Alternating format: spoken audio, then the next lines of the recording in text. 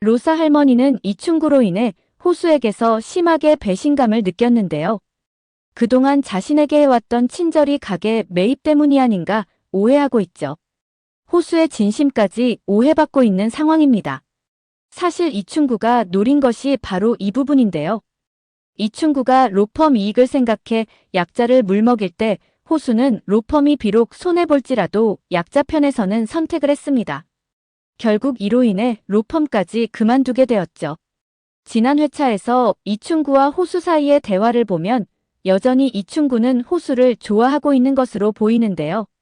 그가 호수 이직을 막은 것도 싫어서라기보다는 호수에 대한 신뢰와 믿음을 가지고 있던 자신을 배신한 것에 대한 분노였죠. 이충구는 현재까지도 호수가 자신에게 사과를 하고 돌아오기를 기다리고 있지 않을까 생각됩니다. 그가 호수에게 자신 주위 사람을 챙기라며 선을 넘으라고 조언한 것도 진심에서 나온 조언이 아닐까 생각되죠. 그런데 머지않아 로사 할머니가 이충구로 인해 자신을 오해하고 있다는 사실을 알게 될 텐데요. 과연 호수는 어떻게 나올까요? 로사는 애초 호수에게 성년 후견인을 맡기려 했었죠. 하지만 이충구 말을 듣고 결국 미지한테 후견인을 부탁했는데요. 그런데 당장 두솔리에 내려가야 하는 미지 입장에서는 난감한 상황이 아닐 수 없죠. 아마도 미지는 이러한 이유로 로사한테 정중하게 거절 의사를 밝히지 않을까 싶습니다.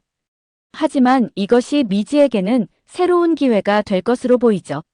로사는 조심스레 미지한테 제안을 하지 않을까 싶은데요. 미지만 괜찮다면 자신 집에서 함께 거주하는 건 어떠냐고 말이죠. 미지 또한 순간 망설일 텐데요. 자신 할머니처럼 로사도 혼자 있다 쓰러져 생사고비를 넘긴 적이 있기 때문입니다. 그걸 생각한다면 자신이 그 집에서 지내는 게 나쁜 일이 아니라는 것이죠. 호수 또한 이 제안을 지지해 줄 것으로 보입니다. 사실 같은 서울 하늘 아래 있어야 데이트하기도 쉽기 때문이죠. 9화부터는 네 사람 모두 서울 생활을 시작하지 않을까 싶은데요. 미지는 새로운 꿈을 찾아가고 세진과 호수는 미래가 회사에서 잘 견뎌낼 수 있게 지원 사격을 하지 않을까 싶습니다. 세진은 갑작스럽게 딸기 농장 생활 정리를 시작했는데요.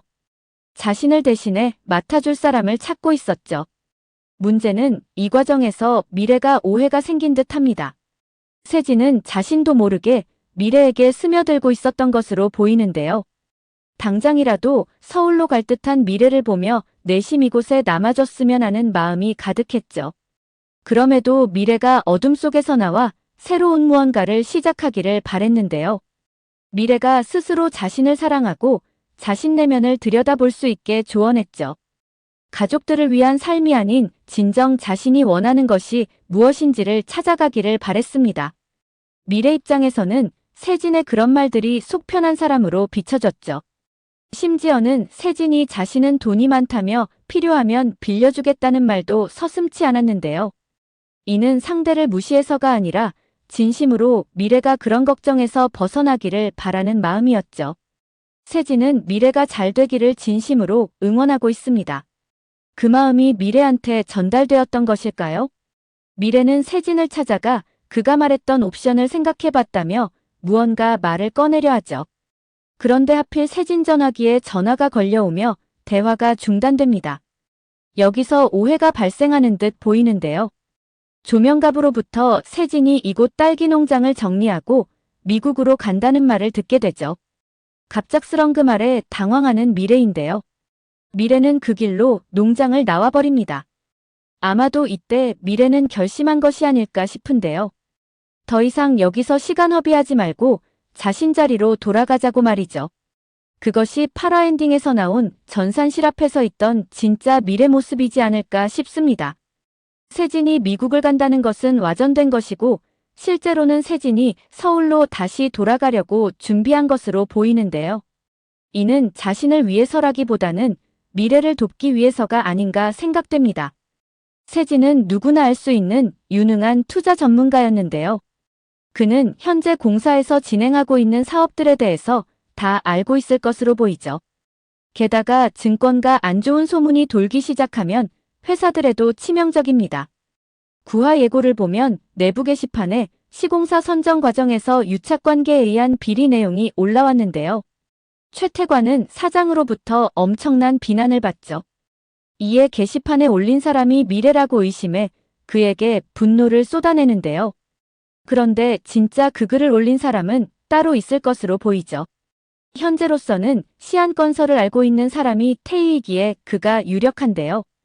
어쩌면 여기에 세진이 관여되어 있을 수도 있지 않을까 하는 생각도 해봅니다. 왠지 이전 한세진의 능력이라면 이 정도 정보쯤은 쉽게 알아낼 수 있지 않을까 싶죠. 어쩌면 그 정보를 태희에게 보낸 것이 아닐까 싶습니다. 결국 이 건으로 인해 주가가 출렁이지 않을까 싶은데요. 최태관은 이전에도 승진을 앞두고 비리로 내부 고발 당한 적이 있었죠. 이렇게 되면 신사업건 관련해 책임을 물을 수밖에 없는데요. 결국 최태관을 포함해 세 사람 모두 해임당하지 않을까 싶습니다. 오늘 영상은 여기까지입니다. 구독, 좋아요는 언제나 제게 큰 힘이 됩니다.